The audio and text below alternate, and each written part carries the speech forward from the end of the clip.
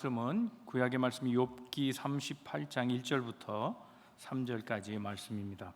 한 주간에 내게 주시는 말씀으로 받으며 주의 말씀을 함께 봉독하도록 하겠습니다. 욥기 38장 1절에서 3절까지 말씀 한 목소리로 합독합니다. 그때에 여호와께서 폭풍우 가운데에서 욥에게 말씀하여 이르시되 무지한 말로 생각을 어둡게 하는 자가 누구냐? 너는 대장부처럼 허리를 묶고 내가 네게 묻는 것을 대답할지니라. 아멘. 오늘은 하나님께서 인간에게 질문하신다 하는 제목으로 말씀을 전하고자 합니다. 황소가 목이 말라 시냇가에 다다랐습니다. 물을 마시는데 불행하게도 물을 마시는 과정에서 거머리까지 흡입하게 됐습니다.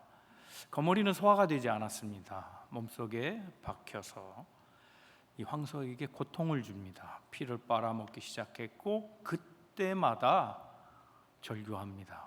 발을 동동 구르고 나무에다 몸을 부딪히고 그 고통 속에 신음소리를 내고 어찌할 바를 몰랐는데 갑자기 또 진통이 사라질 때가 있습니다.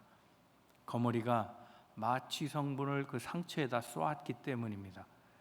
그래서 안도하고 다시 풀을 먹으려고 하는데 또 그때부터 또 피를 빨아먹기 시작합니다. 이유도 알지 못하고 이 황소는 매일매일 말라가기 시작했습니다. 인생을 얘기하는 말입니다. 내 삶에 기생해서 때로는 위로를 주는 것 같지만 그러나 그것이 위로가 아니고 오히려 내게 상처를 주고 내 삶의 자양분을 빼앗아가고 그래서 인생의 힘을 빼는 존재들이 내 근처에 있을 때 그때 인생을 어떻게 해야 되느냐? 내 옆에서 독소와 같은 존재가 있다면 그것을 이해하려고 하지 말고 거리를 두라. 쇼펜하우어의 말입니다. 오늘 본문은 욥에 대한 이야기입니다. 이 38장 앞에까지 6장, 그 6장에서 욥의 친구들이 자신을 공격하는 말을 들었습니다. 시원한 대답이 아니었습니다.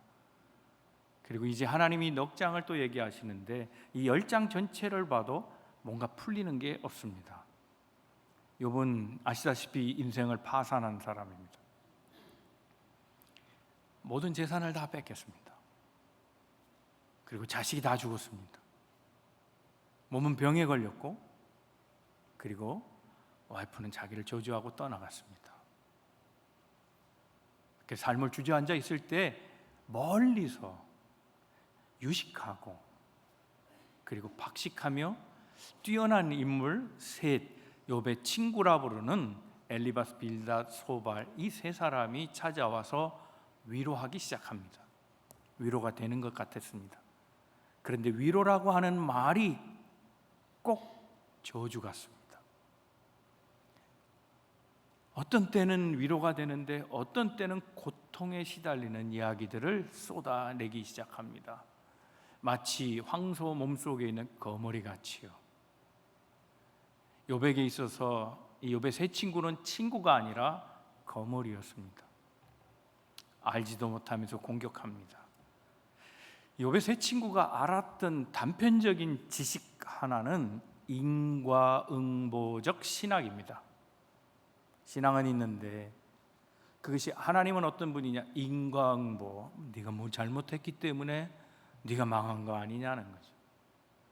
그것 하나, 그 지식 하나 가지고 하나님은 마치 그것이 전부인 것처럼 그래서 너는 하나님께 벌을 받고 있으니 이실직고 하라는 겁니다. 똑바로 얘기해. 왜 긍정하지 않는 거야? 왜 계속 부정하는 거야? 계속해서 말로 공격해 올 때 욥은 심한 상처를 받습니다. 물론 자신이 죄인일 수도 있다는 사실에 부정하는 것은 아닙니다. 그러나 욥이 알고 싶었던 것은 그렇다면 내가 무엇을 잘못했는지 얘기해 달라는 겁니다. 그래야 내가 고칠 수 있지 않느냐는 겁니다.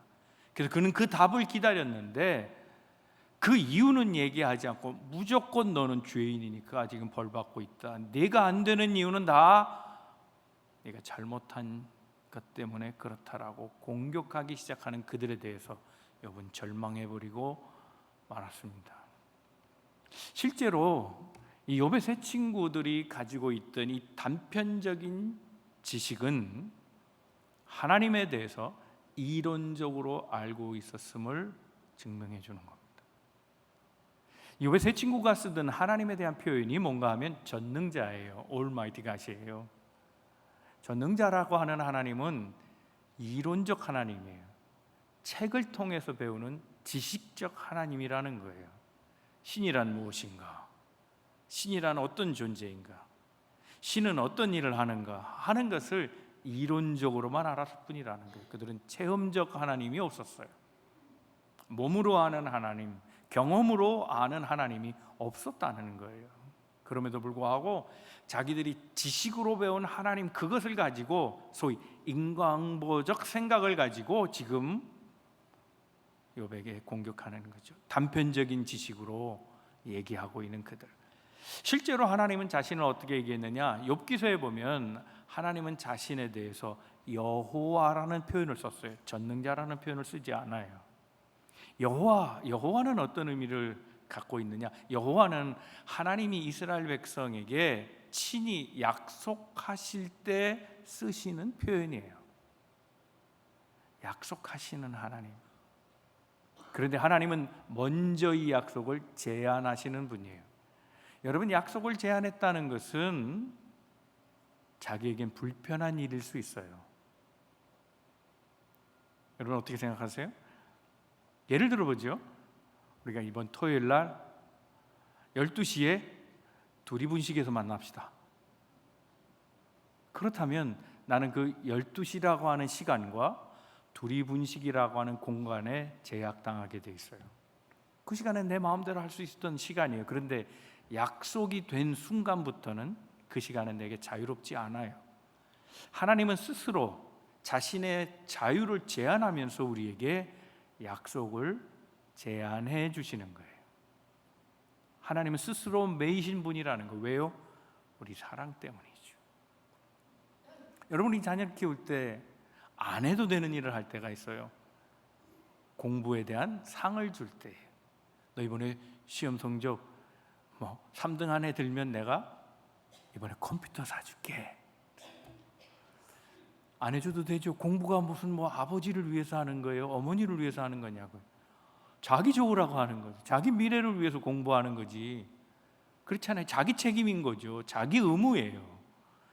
그런데 내가 굳이 그 컴퓨터 1,000불이건 3,000불이건 내 돈을 줄 이유가 뭐가 있어요? 사랑 때문이죠. 내 것이 아깝지 않죠. 나를 희생하더라도. 그럼에도 불구하고 자식을 사랑하기에 보상을 거는 거죠.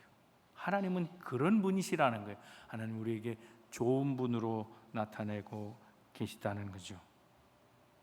그래서 하나님에 대한 이 자기를 제한하는 사랑을 구약에서는 자기 희생의 사랑 헤세드라고 표현해요. 신약에서는 자비 또는 인자 또는 박애, 자애라는 등등의 표현을 쓰고 있어요. 요즘 나온 성경 가운데 NLT라는 게 있어요. New Living Translation. 새로운 번역이에요. 쉬운 성경이고요. 현대적인 번역이에요. 근데 이 성경을 보면 변하지 않는 사랑 그래요. 오늘 찬양 내가 어떻게 그 설교를 알았는지 오늘 그 가사가 있어요. 시편 63편 3절의 말씀이에요. 이 샘플을 놓고 한번 생각해 보죠. 시편 63편 3절. 거기 뭐라고 했습니까? 우리 개역 성경에는 어떻게 되어 있는가 하면 주의 인자하심이 생명보다 나음으로 내 입술이 주를 찬양할 것이다. 주의 인자라 표현한 헤세드예요. 킹 제임스 버전 성경에는 이렇게 되어 있습니다. loving kindness예요. 박애죠. 자애로 표현되어 있습니다. 그리고 NLT 성경에는 unfailing love라고 돼 있어요. 실패하지 않는 사랑. 그러니까 반드시 성공하는 사람입니다. 변하지 않는 사랑이란 뜻을 갖고 있어요. 그래서 NLT 성경 한글 번역에는 변하지 않는 하나님의 사랑이라 약속하신 것은 변하지 않고 자기를 희생하더라, 자기를 제한시켜서라도, 자기를 포기하고라도 우리 이스라엘 백성, 우리 모두를 살리고자 하는 하나님은 좋은 분, 사랑하시는 분, 따뜻한 분으로 표현해주고 있다는 겁니다. 오늘 본문은 우리 인생에게 이런 교훈을 주고 있습니다.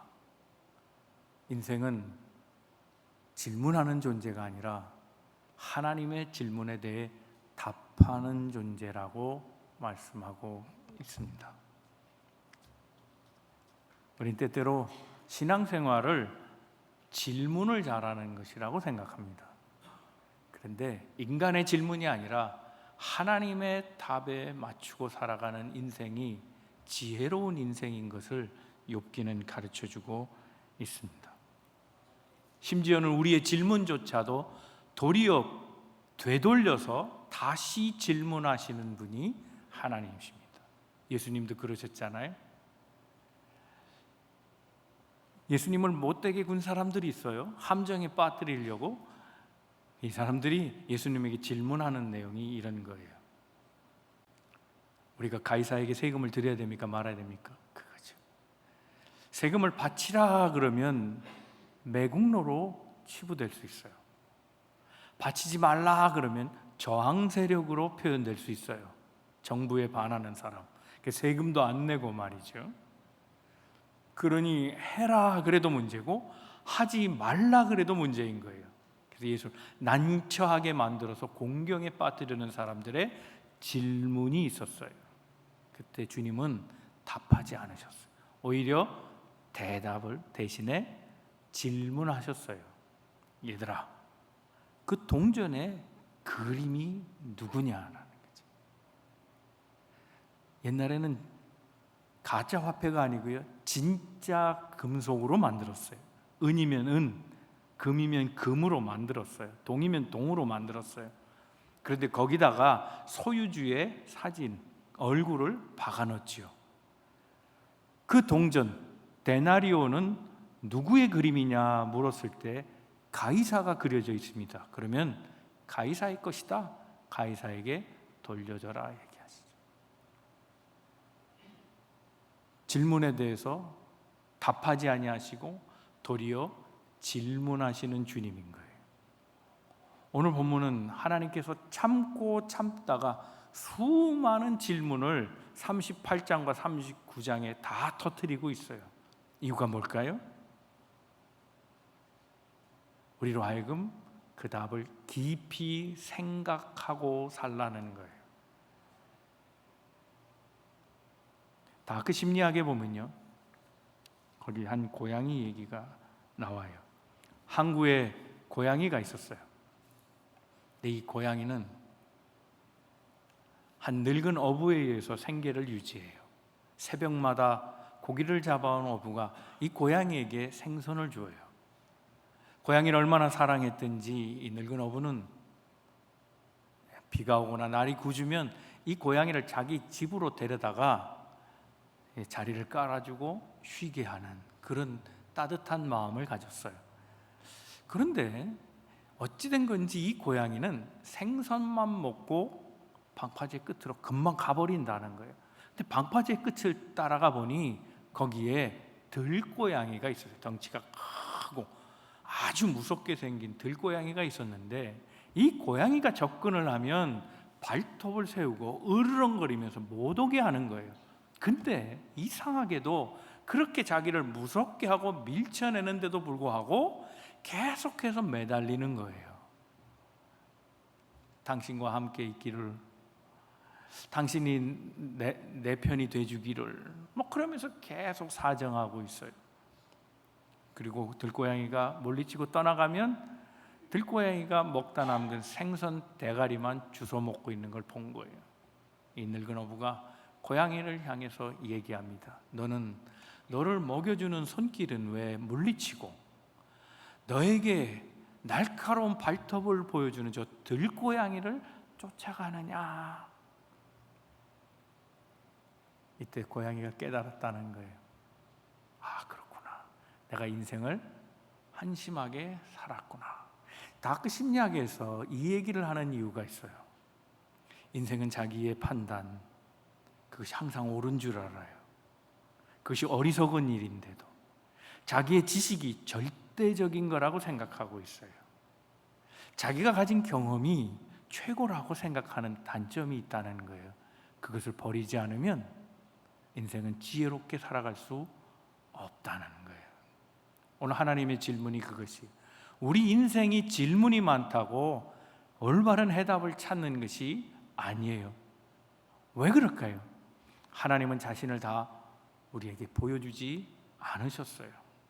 그럼에도 불구하고 우리가 하나님을 다 안다고 단편적인 시각, 인과응보적 생각 하나만 가지고 욥을 비판하는 것은 옳지 않음을 얘기하고 있어요. 오늘 본문의 1절이 그렇잖아요. 1절 한번 다 같이 한번 읽어볼까요? 함께 읽겠습니다. 시작. 그때에 여호와께서 폭풍우 가운데서 욥에게 말씀하여 이르시되, 어디에서요? 폭풍우 가운데서. 출애굽기 보면 시내산에서 하나님은 구름 가운데서 나타나셨어요. 무슨 얘기예요? 다 보여주지 않으셨다는 거예요. 가리는 게 있는 거예요. 왜요?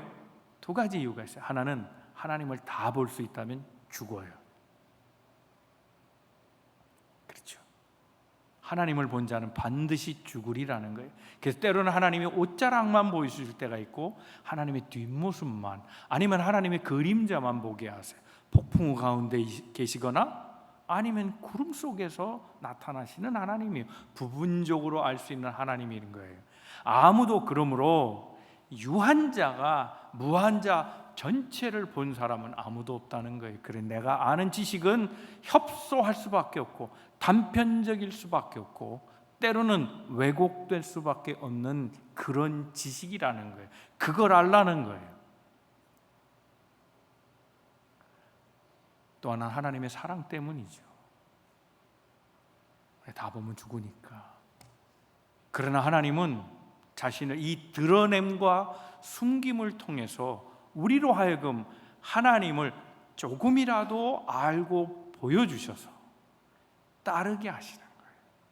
그게 하나님이 우리에게 주시는 사랑이라는 거죠. 우리는 다 하나님을 알고 있는가? 우리를 돌보시는 하나님은 내 단편적인 지식으로 가두어 놓고, 아니면 하나님을 잘못된 판단으로 거부하고 살아가는 건 아닌지, 그리고 우리가 원하지 않는 자들을 향하여서 오히려 목을 메고 세상적으로 인정받는 그런 사람이 되기 위해서 세상의 지식을 쫓아가는 것은 아닌지, 오늘 말씀에서 우리에게 주시는 하나님의 질문을 들을 수 있기를 바랍니다. 저마다 다 질문은 달라요. 하나님께서 질문하실 때 그 질문에 답하시는, 그래서 스스로 하나님을 더 알아가는 우리 만남의 모든 성도들 다 되시기를 주님의 이름으로 축복합니다. 그래서 첫 번째 생각할 것은 인간의 한계를 알자는 겁니다. 자, 오늘 본문의 말씀 1, 2, 3절 개역 개정으로 한번 스크린으로 한번 보겠습니다. 여러분은 눈으로 보시고요. 저는 메시지 성경이라고 하는 유진 피터슨의 성경을 가지고 이 1, 2, 3절을 읽어볼 테니까 그건 귀로 들으세요. 그냥 비교해 보세요. 귀에 쏙 들어오는 말일 거예요. 이게 문어체로 돼 있으니까 뭐 그렇게 실감이 되지 않는 표현인데 메시지 성경은 아주 실감 있게 표현합니다. 어찌하여 너는 문제를 혼란스럽게 만드느냐? 어찌하여 너는 잘 알지도 못하는 말을 하느냐? 정신 차려라. 욥, 일어나거라. 똑바로 서라. 몇 가지 물어볼 테니 제대로 대답하여라. 그랬어요. 대답하라는 거예요. 우리는 질문하는 존재가 아니에요. 대답하는 존재여야 된다고 얘기하면 정신 차려. 너의 지식은 한계가 있어. 너는 잘못 알고 있어. 묻는 말에 대답해. 지금도 있는지 모르겠어요. 옛날에 크라잉넛이라고 하는 가수가 있었어요. 여러분 모르시죠? 몰라도 괜찮아요? 이 크라잉넛의 노래 가운데 말 달리자라는 노래가 있더라고요. 노래 가사가 재밌어요. 닥쳐, 닥치고 내 말 들어. 여러분 거칠게 표현하면 지금 그런 얘기를 하시는 거예요. 너 입 다물라는. 경거망동하게 설쳐대지 말고 네가 아는 지식이 뭐 대단하다고 잘 알지도 못하면서 내 말 들어. 너는 내 말 듣고 내 질문에 답해. 그런 얘기입니다. 이제 질문이 시작됩니다. 4절입니다. 4절 읽겠습니다. 시작. 내가 땅에 기초를 놓을 때에 내가 어디 있었느냐? 내가 깨달아 알았거든 말할지니라. 자, 천지창조 얘기를 하고 있습니다. 땅의 기초. 하나님은 우주를 창조하실 때 하나님의 디자인이 있는 거죠. 그럼 그 디자인을 보고 공사한 사람이 있을 거고, 그렇죠? 그것을 감독한 사람이 있을 거고, 마무리한 사람도 있을 거 아니에요. 땅의 기초를 놓을 때, 그러니까 인류가 시작될 때 네가 거기 있었느냐는 거예요. 당연히 없죠. 욥이 아무리 나이가 많아도 천지창조 때 있었겠어요? 근데 뭘 안다고 그러냐는 거예요. 네가 세상이 어떻고 우주가 어떻고 만물의 이치가 어떻고 네가 봤어? 너 모르지 않느냐는 거예요. 8절 말씀이에요. 8절 말씀 함께 읽습니다. 시작. 바다가 그 모태에서 터져 나올 때에 문으로 그것을 가둔 자가 누구냐? 11절. 이르기를 내가 여기까지 오고 더 넘어가지 못하리니 내 높은 파도가 여기서 그칠지니라 하였노라. 물을 얘기해요. 물은 경계가 있다는 거예요. 만약에 물에 경계를 안 세웠으면 매일 쓰나미죠. 매일 쓰나미 아니에요? 예측을 못할 거 아니에요?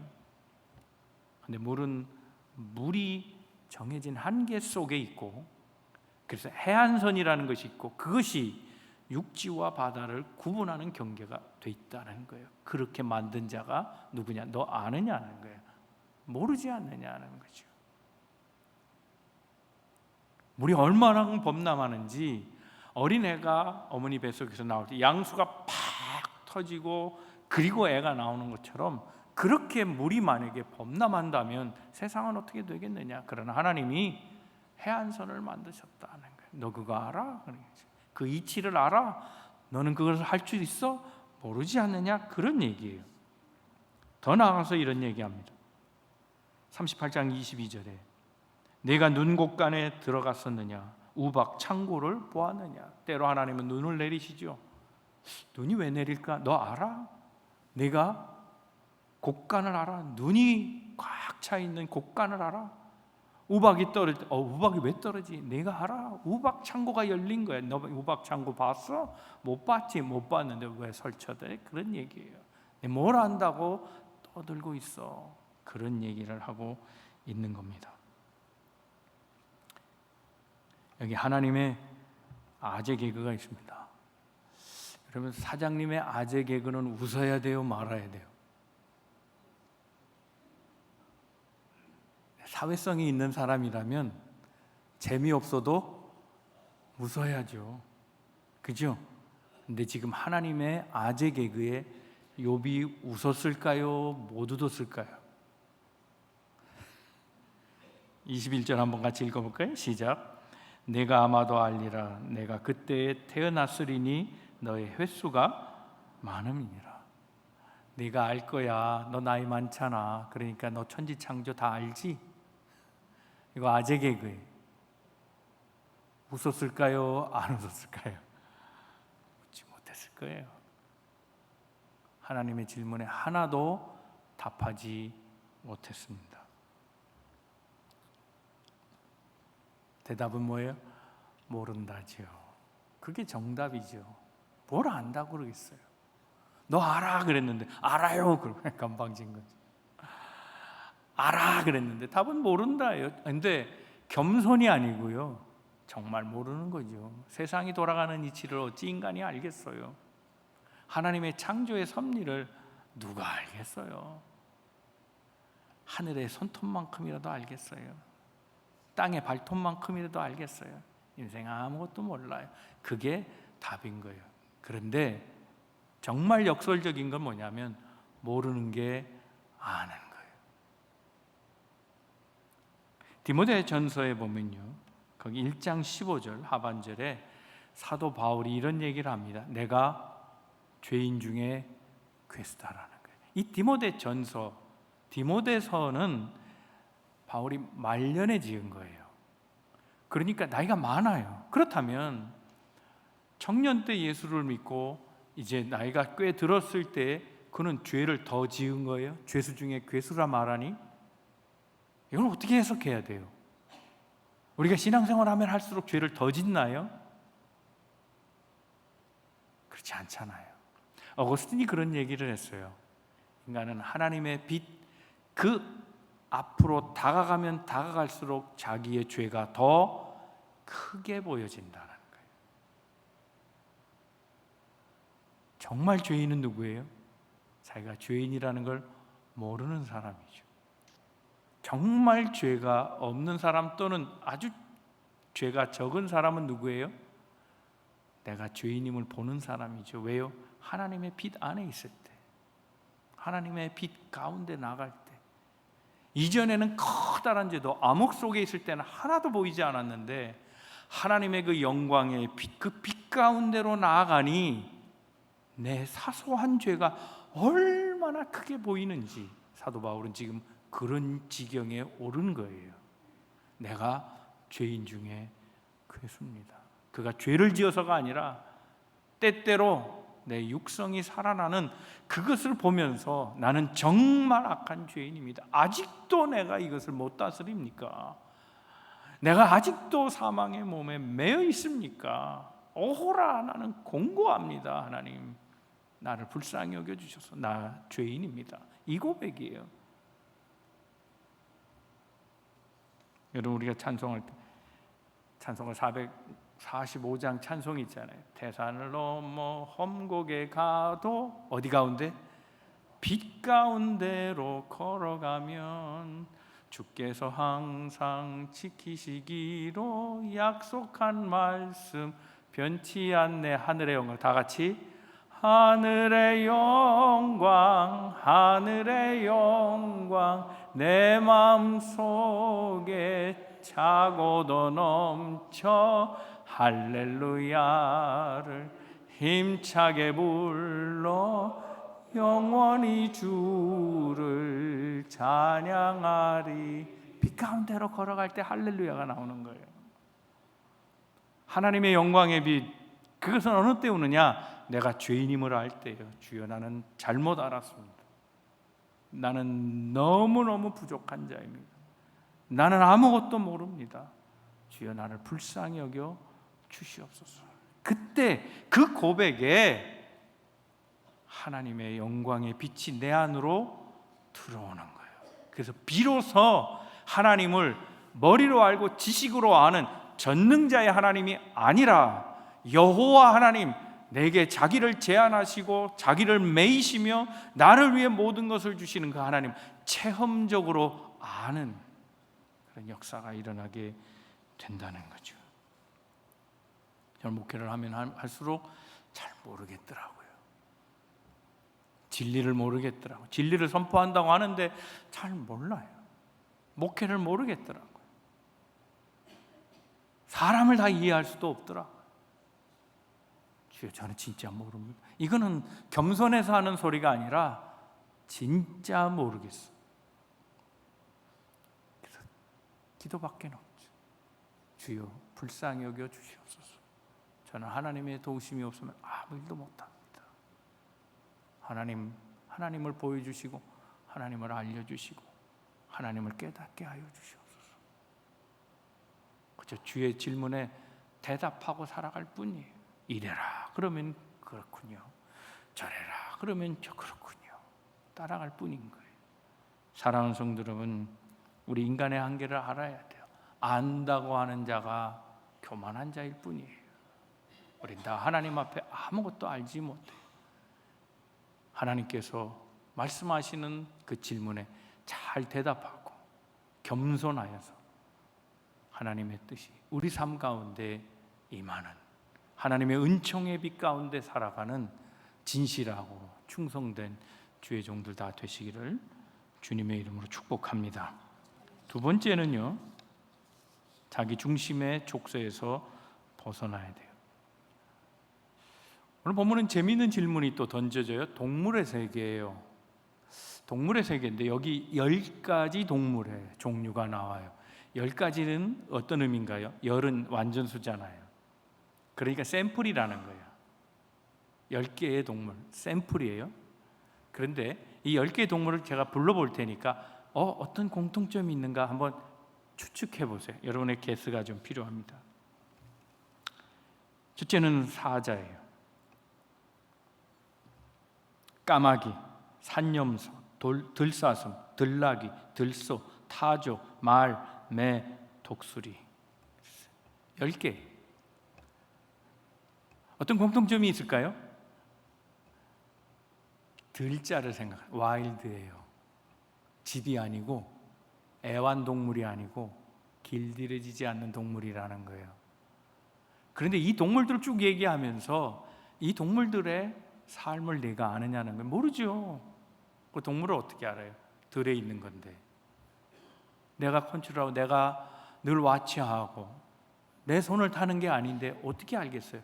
그런데 무슨 얘기를 하시는가 하면 네가 몰라도 이 동물들 잘 살아, 그런 얘기예요. 이게 교훈이에요. 네가 안다고 동물이 돌아가는 게 아니라는 거예요. 네가 알고 모르고는 아무 상관이 없다는 거예요. 우리 인생이 그렇잖아요. 자꾸 질문이 많은 사람들이 있어요. 왜 그럴까요? 내가 알아야 돌아간다 생각하는 거예요. 이렇게 말 안 하면 답답하고 내가 다 꽉 쥐고 다 알아야 돼. 대답하라는 거예요. 대답하라는 거예요. 여러분, 내가 알아야 돌아간다는 생각은 얼마나 위험한 생각인지 몰라요. 우리 어르신들이 정치에 대해서 고민이 많으신 것 같아요. 여러분, 걱정 안 해도요, 돌아가요. 나라는 여러분이 걱정한다고 나라가 돌아갔다가 안 돌아갔다가 그런 게 아니라고요. 솔직하게 생겨요. 여러분 걱정한다고 돌아가요? 걱정 안 하면 나라 망해요? 그런 거 없어요. 경제도 내가 걱정 안 하면 안 돌아갈 것 같아요. 걱정하면 또 돌아가나요? 그렇잖아요. 여러분 걱정한다고 주식시장이 바뀌고 부동산 가격이 달라지고 그래요? 안 그래요. 다 돌아가는 거예요. 교회도 이것저것 다 알아야 되는 분들이 있어요. 그래야 교회가 돌아간다고 생각하는 거예요. 아니에요. 그 걱정 안 해도 교회는 돌아가요. 왜? 하나님이 돌리시는 거예요. 사람이 하는 게 아니라고요. 그래서 오늘 본문에는 타조 얘기를 하고 있습니다. 우리 인간은 동물을 향해 볼 때 유용성의 관점에서 봐요. 유용성의 관점이라는 것은 자기 중심이고 자기 이익 중심이라는 거예요. 여러분, 이게 굉장히 무서워요. 유용하면 억셉하고요, 무용하다 그러면 버리는 거잖아요. 그렇죠? 여러분, 우리가 꽃장식을 하는데 우리 사람들이 많이 쓰는 꽃이 뭐예요? 장미 또는 뭐 백합 뭐 등등 있잖아요. 그죠? 그건 다 이름이 있죠. 근데 관심 없는 거, 장식용으로 그 기준에 적합하지 않은 거, 이름도 없어요. 그걸 뭐라 그래요? 잡초. 잡이라는 표현을 써요. 잡. 근데 보세요. 이게 인간관계에도 적용이 돼요. 내게 돈 꿔주는 사람 유용하죠. 내가 어려울 때 도와주는 사람 유용하죠. 그렇죠? 라이드가 필요해. 내 라이드 해주는 사람 유용하죠. 근데 하나도 안 해주는 사람 있어요. 하나도 나 도움 주지, 하나도 나하고 관계없는 사람이 있어요. 그럼 뭐예요? 그 사람은? 아니 잡초래니까. 그러니까 뭐예요? 잡놈이지. 달리 잡놈이 아니에요. 나하고 관계없으니까. 유용성의 관점이 이렇게 무서운 거예요. 상대방을 배제시키고.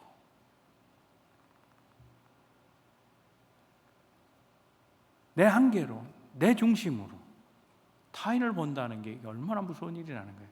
그래서 동물 얘기를 하면서 우리를 깨우치고 있는 거예요. 타조 얘기입니다. 타조 얘기 한번 읽어보죠. 39장에 있어요. 13절부터 한번 읽어봅니다. 함께 읽겠습니다. 시작. 타조는 즐거이 날개를 치나 학의 깃털과 날개 같겠느냐? 그것이 알을 땅에 버려두어 흙에서 더워지게 하고 발에 깨어질 것이나 들짐승에게 밟힐 것을 생각하지 아니하고 그 새끼에게 모질게 대함이 제 새끼가 아닌 것처럼 하며 그 고생한 것이 헛되게 될지라도 두려워하지 아니하나니 이는 하나님이 지혜를 베풀지 아니하셨고 총명을 주지 아니함이라. 그러나 그것이 몸을 떨쳐 뛰어갈 때는 말과 그 위에 탄 자를 우습게 여기냐. 뒤에 게 결론이에요. 앞에 얘기는 뭐예요? 하나님이 총명을 주지 않았대요. 그렇죠. 그래서 새는 머리가 나쁘다. 그렇죠. 그래서 머리 나쁘다라고 할 때 새를 갖고 얘기하죠. 새 대가리 또는 닭 대가리. 그죠?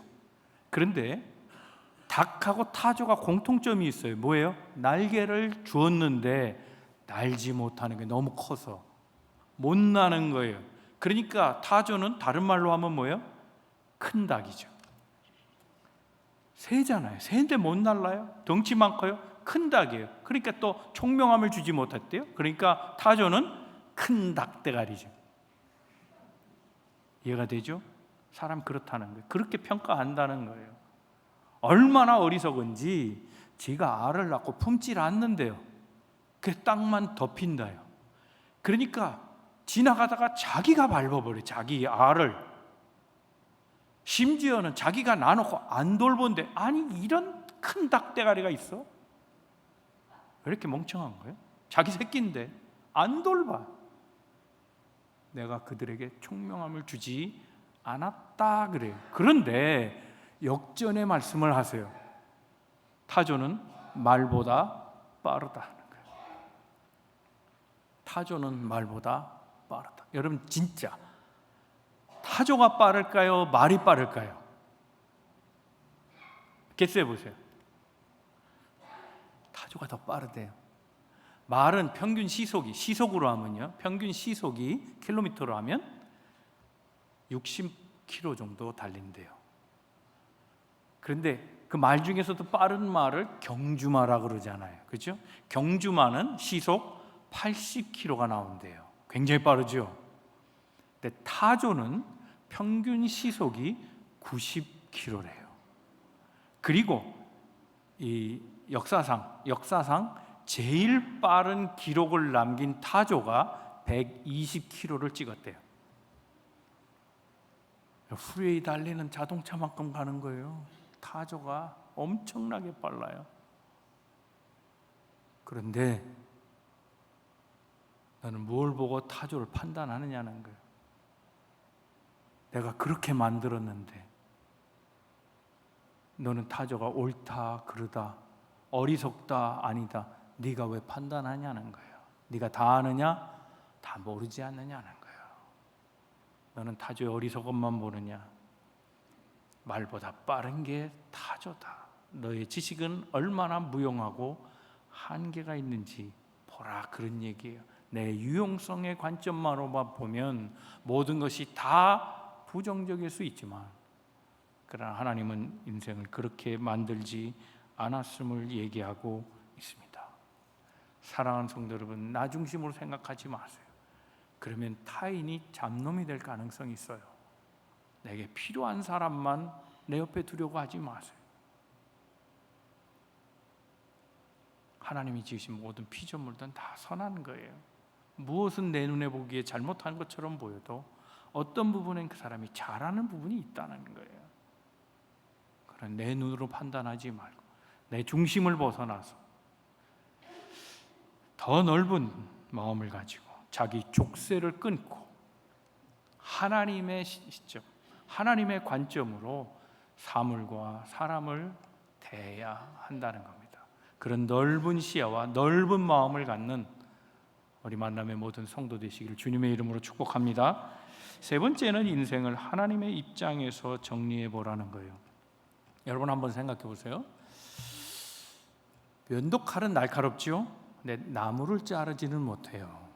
아무리 날카로워도. 그럼 나무를 자르는 건 뭐예요? 도끼죠.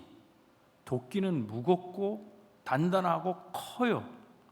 그래서 나무를 자르죠. 근데 그 도끼는 실 한 올을 끊기가 굉장히 어려워요. 물고기는 물에선 헤엄치지만 나무를 올라가지는 못해요. 독수리는 자유롭게 날지만 물속에서 헤엄은 못 쳐요. 자기 입장으로 다 보자고요.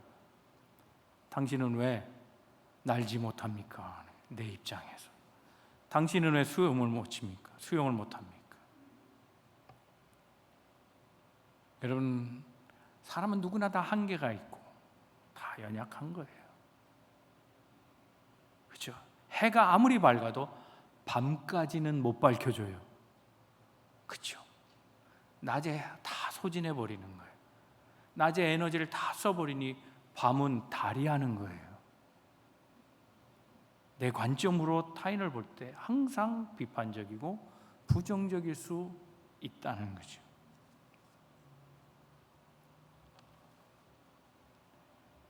욥도 자신의 입장에서 남을 비판했고 욥의 세 친구도 자신의 입장에서 욥을 판단했던 거예요. 그러니 서로 다른 얘기를 하고 있는 거죠. 하나님이 이 두 사람의 이 두 관계의 얘기를 계속 들으시고 입 다물어 그랬어요. 입 다물어. 여기 정신 차려. 너희들 대화가 얼마나 어리석은 줄 아냐? 너는 왜 수영을 못해? 너는 왜 못 날라? 서로 그러고 있는 거 아느냐 말이지. 이제 내 말 들어. 똑바로 정신 차려. 내가 얘기하는 것에 답해. 그 얘기예요.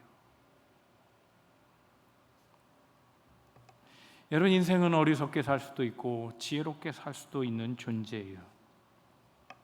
욥이 가리키는 어리석은 인생과 지혜로운 인생의 구분은 뭔가 하면 하나님의 질문에 답하는 사람은 지혜로운 삶을 살고 자신의 질문이 많은 사람은 어리석게 산다는 거예요.